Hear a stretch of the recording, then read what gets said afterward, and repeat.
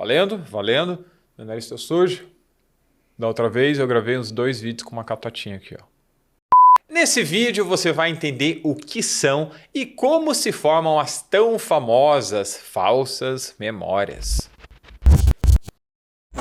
Olá pessoal, para você que está chegando aqui agora, que ainda não me conhece, eu me chamo Bruno Prado, eu sou hipnoterapeuta. E aqui no meu canal eu compartilho a minha vida e também os meus conhecimentos sobre hipnose, hipnoterapia, mentalidade, comportamentos e muito mais. Alguma vez você foi abrir a porta do teu carro e ficou um tempão procurando a chave em todos os bolsos possíveis porque você tinha certeza absoluta que tinha pego a chave na mesa da cozinha? Apesar de parecer muito real, nós estamos falando de uma falsa memória. Mas afinal, o que é uma falsa memória? Antes de entender o que é uma falsa memória, é muito mais importante que a gente entenda o que é uma memória. Afinal, o que é memória? A memória é o meio que você recorre às suas experiências passadas, ouvidas e vividas, a fim de que você possa usar todas essas informações aqui agora no presente. A memória ela é relacionada ao aprendizado, que é a obtenção de novos conhecimentos, porque ela utiliza a nossa memória para salvar informações no nosso cérebro. Existem basicamente 2 formas de adquirir e armazenar informações. A primeira delas é através da memória de procedimento, que é uma memória utilizada para armazenar e verificar informações que não foram verbalizadas, como por exemplo, habilidades motoras, sensitivas ou intelectuais. E a memória declarativa, que é utilizada para armazenar e relembrar de fatos ou dados recebidos pelos nossos sentidos, da criação de ideias, raciocínios, e ela se subdivide em algumas partes. A primeira delas é a memória imediata, que é uma memória que dura poucos segundos. Depois que você usa o teu cérebro, praticamente já descarta. Aí nós temos a memória de curto prazo, que a sua duração é de poucas horas, e a memória de longo prazo, que são memórias que podem durar anos e às vezes uma vida inteira. Lembrando que a nossa mente ela salva informações através de fragmentos daquilo que a gente vive. Sempre quando nós nos lembramos de algo, é como se a gente reconstruísse aquela lembrança, aquela informação, porém a gente preenche algumas lacunas com informações novas naquele momento. E é dessa forma que surgem as falsas memórias. Mas e aí, o que são as falsas memórias? Falsas memórias ocorrem quando uma pessoa ela lembra de algo que não aconteceu, de situações que ela nunca presenciou, de lugares que ela nunca esteve, ou então ela se lembra de uma maneira meio distorcida daquilo que realmente aconteceu. São memórias que vão além da nossa experiência direta e que incluem interpretações ou mesmo conclusões que contrariam às vezes a própria situação vivida. Falsas memórias podem ser elaboradas pela união de algumas lembranças que realmente aconteceram, lembranças verdadeiras, de sugestões recebidas de outras pessoas, sendo que durante esse processo a pessoa fica meio sugestionável, meio suscetível a esquecer daquilo que realmente aconteceu. Ou seja, aconteceu algo, eu recebi uma informação de uma pessoa que muitas vezes não vivenciou o fato como eu, e eu acabo esquecendo aquela informação que eu havia adquirido antes, substituindo ela por uma informação que eu recebi de um terceiro. E você pode estar se perguntando agora, mas Bruno, qual que é a diferença então entre uma falsa memória e uma mentira? Nas falsas memórias, a pessoa acredita de verdade que ela viveu o fato. E na mentira, ela está consciente de que aquilo não aconteceu, mas por algum motivo pessoal, ela quer manter aquela história como sendo verdadeira. As falsas memórias, elas podem se originar de 2 maneiras diferentes. De forma espontânea e implantada ou sugerida. As falsas memórias espontâneas são aquelas criadas internamente dentro da nossa mente pelo processo natural de compreensão de tudo aquilo que está acontecendo, de tudo aquilo que eu estou vendo ao meu redor, tudo aquilo que eu estou realmente interpretando. Esse tipo de distorção simples acontece o tempo inteiro com a gente em situações do dia a dia que aparentemente não tem muita importância. E as falsas memórias sugeridas ou implantadas são aquelas sugestões vindas do meio externo de forma proposital ou não, onde a pessoa não participou do evento de uma forma direta. Um exemplo muito legal de uma falsa memória sugerida ou implantada foi um estudo realizado por uma pesquisadora americana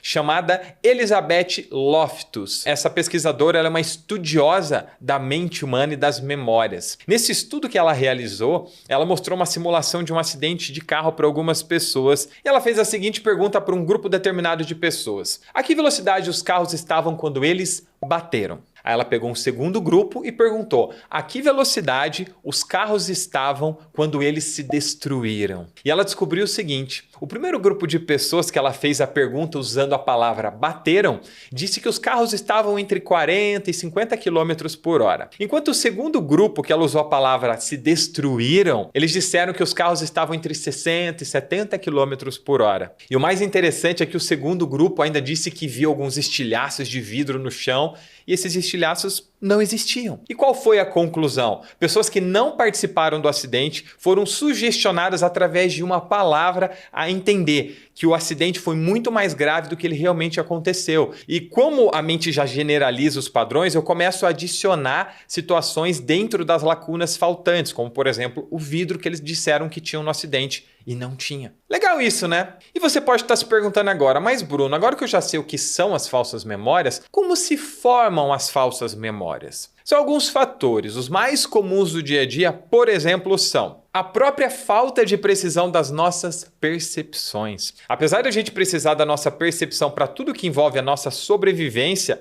ela não é nem um pouco perfeita. Quando a gente presencia algum evento, a nossa percepção ela pode não captar todos os detalhes e muitas vezes os detalhes importantes daquele evento. Então a recordação do evento ela pode ficar meio falha, faltando alguns detalhes, com algumas lacunas, como eu já disse antes. Aí o que acontece? Quando a gente tenta se lembrar daquela situação, daquilo que aconteceu, o nosso cérebro preenche aquelas lacunas, mesmo que não seja a minha intenção. E por isso que surgem os elementos falsos dentro de uma recordação. Um segundo ponto são as informações que interferem quando a nossa mente está gravando o evento. Já vou te explicar. É como se você estivesse prestando atenção em alguma coisa e de repente uma outra coisa, nada a ver com o contexto, tira o teu foco daquilo que você estava prestando atenção. Fazendo assim com que você grave aquele primeiro evento de uma maneira meio diferente daquilo que ele realmente aconteceu. A gente pode usar agora de novo o exemplo das chaves do carro. É como se você fosse pegar a chave do carro e de repente o teu celular toca. Aí você pega o teu celular, atende, conversa um pouquinho com a pessoa, aí depois você pode gravar isso como se você tivesse pego primeiro as chaves e depois atendido o celular. E na verdade foi o contrário. Você estava indo buscar a chave, atendeu o celular sem pegar a chave. Terceiro ponto, novas informações ambíguas ou erradas. São aquelas adicionadas após o evento acontecer. É como se você tivesse visto o acidente de carro, mas você não prestou muita atenção à cor do carro. Ficou meio impactado com as pessoas machucadas ou com qualquer outro fator externo ali. Aí alguém que também viu o acidente te diz que o carro era vermelho. A partir desse momento, ele se torna vermelho na sua lembrança. Sempre quando você pensa naquele acidente, você pensa no acidente lembrando do carro vermelho. Mesmo que no final das contas o carro fosse amarelo. A primeira pessoa se confundiu, te passou uma informação errada e aquilo tornou-se uma verdade absoluta dentro da sua mente. Doido, né?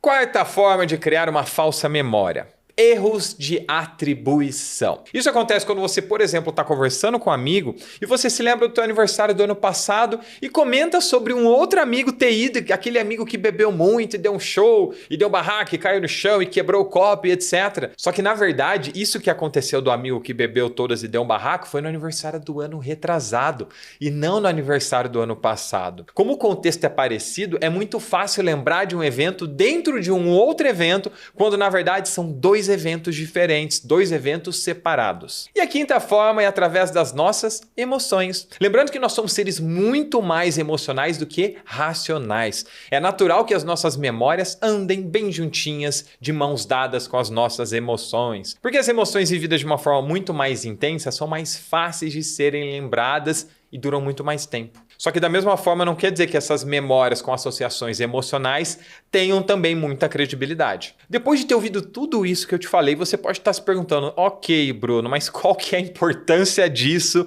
para a minha vida daqui para frente? Agora que você entendeu o que são falsas memórias, você está pronto para saber o motivo que nos faz adoecer emocionalmente e muitas vezes fisicamente. É assim também que surge um trauma, uma cena vivida, não necessariamente tão impactante assim, mas que teve uma percepção ou uma interpretação negativa dentro da nossa mente. Repetidas vezes durante a nossa vida, pode criar um padrão que faz com que a nossa mente, com a única e exclusiva função de nos proteger, crie sintomas, padrões e comportamentos ruins para evitar que aquelas mesmas situações vividas aconteçam agora novamente. Para ficar ainda mais claro isso que eu estou te dizendo aqui agora, para esse vídeo não ficar tão extenso, eu vou deixar linkado aqui no card no final desse vídeo o vídeo Como Surge a Ansiedade. Lá você vai entender como surge uma doença emocional dentro dos padrões da hipnoterapia, através de um caso de um cliente que eu atendi, além, claro, de saber como que foi que esse mesmo cliente resolveu esse problema. Mas e aí, me diz, o que você achou desse vídeo? Fez sentido para você? Não fez sentido para você?